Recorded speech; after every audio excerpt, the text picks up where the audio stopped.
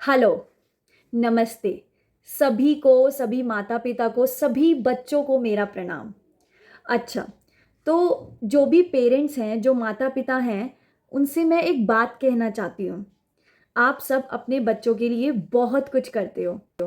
अच्छे से अच्छे स्कूल में एडमिशन कराते हो और अच्छे से अच्छा खाने को देते हो बच्चों को, अच्छे से अच्छा पहनाते हो, ताकि वो जितना आप कर सकते हो उससे कहीं ज़्यादा करते हो। आप उनकी जीवन की ताकत हैं।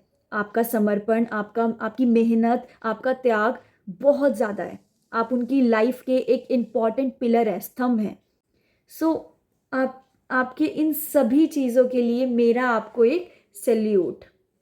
पर मेरा आपसे एक छोटा-सा सवाल है और वो सवाल ये है कि क्या आपको लगता है कि इतना अच्छा करते-करते भी आपसे कभी कोई गलती हो जाती है?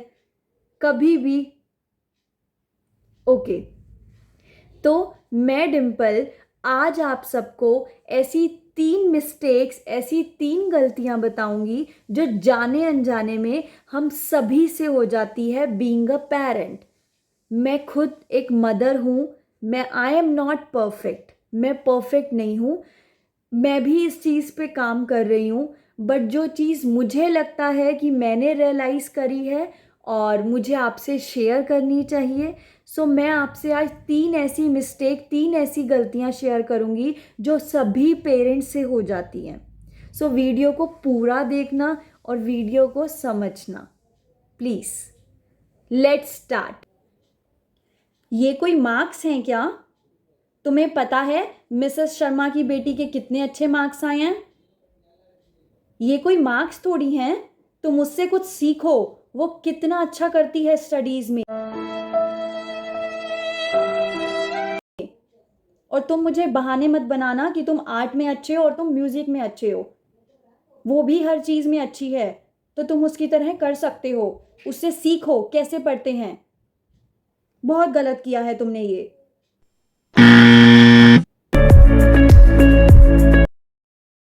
मेरे पास दो फ्रूट्स हैं, एप्पल, ऑरेंज, सेब और संतरा। ये दोनों अलग अलग दिखते हैं और अलग अलग इनके हेल्थ बेनिफिट्स हैं, यानी आपकी सेहत को अलग अलग तरीके से आपको बेनिफिट देते हैं। ठीक है, तो क्या इसका मतलब ये हो गया कि सेब को संतरे की तरह होना चाहिए और संतरे को सेब की तरह? क्या ये हो सकता है? नहीं।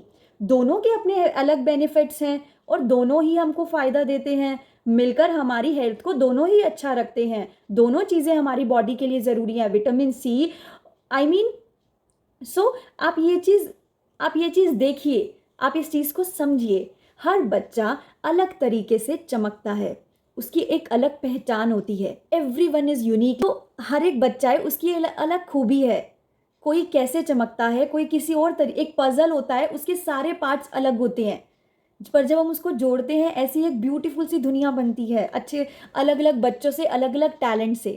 कंपेयर करना कि आप ये चीज़ करो बेटा उसकी तरह, इट्स वेरी रॉन्ग।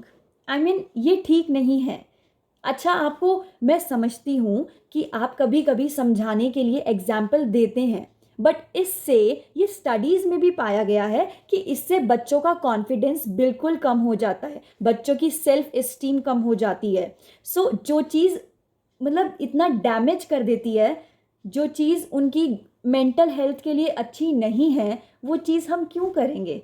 मतलब हम इतना अच्छा अच्छा कर रहे हैं, सो इस चीज़ को करके हम वो चीज़ें क्यों स्पॉइल करेंगे? हम बिल्कुल भी नहीं चाहेंगे कि हमारे जो बच्चे हैं वो कॉन्फिडेंस में लो रहें और वो उनकी मेंटल हेल्थ कम रहे। नो। सो इसके लिए हमें कंपेयर नहीं करना होगा। हर बच्चा अपने आप में ही खूब है। सो उनको एक्सप्लोर करने का मौका दो, वो जिस भी फील्ड में अच्छे हैं। ओके, बट यस, जो चीज़ें ज़रूरी हैं वो बोलिए, बट जो कंपेयर करना होता है, बार बार इस तरीके से कंपेयर करना कि उसी की तरह करो जैसे आपको दिखाया भी है, सो वो गलत है मेरे हिसाब से। So this was the first mistake. जो कंपेयर करना है, अगर कंपेयर करना है तो सिर्फ एक ही से करना है, मैंने अपने आप से। यानी अगर आप कंपेयर कर रहे हैं अपने बच्चे का तो उसी से कीजिए, उसकी पिछली परफॉर्मेंस से, ना कि किसी और के साथ। ओके।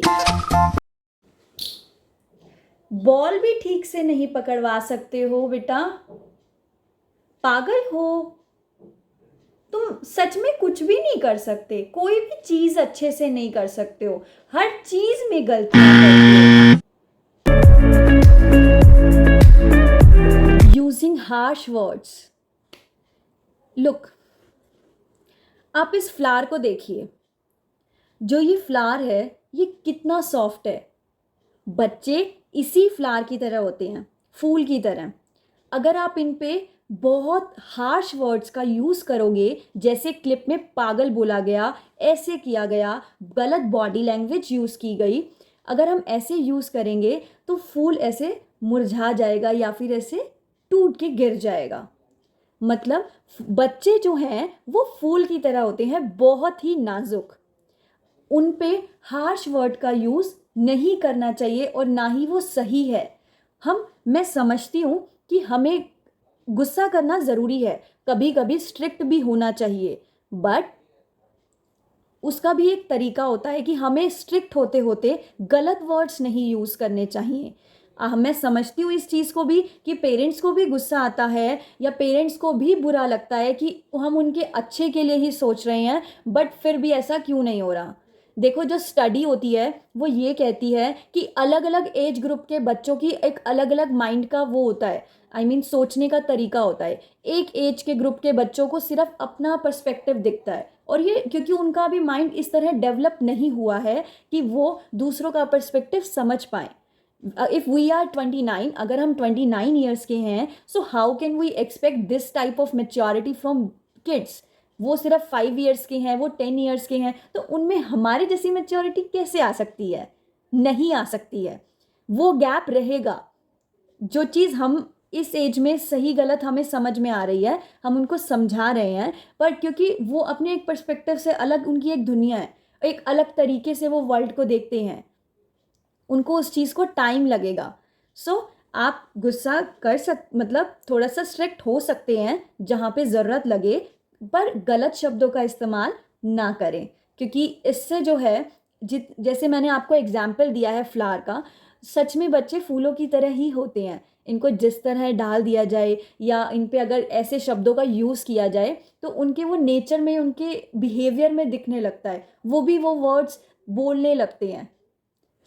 हमें इन वर्ड्स का यूज़ नहीं करना चाहिए। ये लो, इससे खेल लो। क्या हुआ अगर बॉल बेड के नीचे चली गई? इसमें कोई रोने की बात है? जब देखो रोते रहते हो, पता नहीं क्या है, परेशान ही कर दिया है।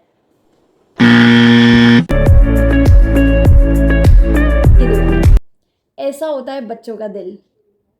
मतलब क्या है, अगर वो रो रहे हैं, और आप इग्नोर कर देते हो कि चुप हो जा, मत रो, परेशान कर रखा है, इन सब चीज़ों से ना, तो उनको लगता है हमारे इमोशंस की कोई वैल्यू नहीं है। उनका रोना, उनका हंसना, उनका गुस्सा होना, यानी उनको फील होने लगता है कि उनके emotions are having no values because no one is giving attention to us, ऐसा उनको लगता है। तो द पॉइंट इज कि अगर वो रो रहे हैं तो उनके रोने को इतना भी, मतलब कभी कभी जब आपको लगे कि यहाँ ज़्यादा ज़रूरी है, सीरियस नहीं लेना चाहिए, बट हाँ, उनके इमोशंस को इस तरह इग्नोर भी नहीं करना चाहिए। अगर हम उनके इमोशंस की रिस्पेक्ट करेंगे तो ऐसे टाइम पर उनको अपने आप से ज़्यादा प्यार होगा, उनके अंदर कॉन्फिडेंस बढ़ेगा, उनकी मेंटल हेल्थ अच्छी होगी, मतलब अच्छी रहेगी, और वो बहुत स्ट्रॉन्ग बनेंगे मेंटली। ये उनकी मेंटल हेल्थ में बहुत अच्छा काम करेगा। इस छोटे से दिल का हमें बहुत ध्यान रखना है। ओके, क्या है कि जैसे हम बड़ों को, हमको रिस्पेक्ट चाहिए है, हमें चाहिए कि हमें भी पूछा जाए, हमें रिस्पेक्ट मिले, हमें सब प्यार करें, तो ऐसे ही सेम उनके साथ है। हमें बच्चों को भी इक्वली रिस्पेक्ट देनी चाहिए बिकॉज दे डिज़र्व, वो भी हमारी तरह ही हैं। Okay, thank you so much. Channel को सब्सक्राइब करना बिल्कुल मत भूलना अगर आपको वीडियो पसंद आई हो, और वीडियोस के लिए बेल आइकन को प्रेस करना।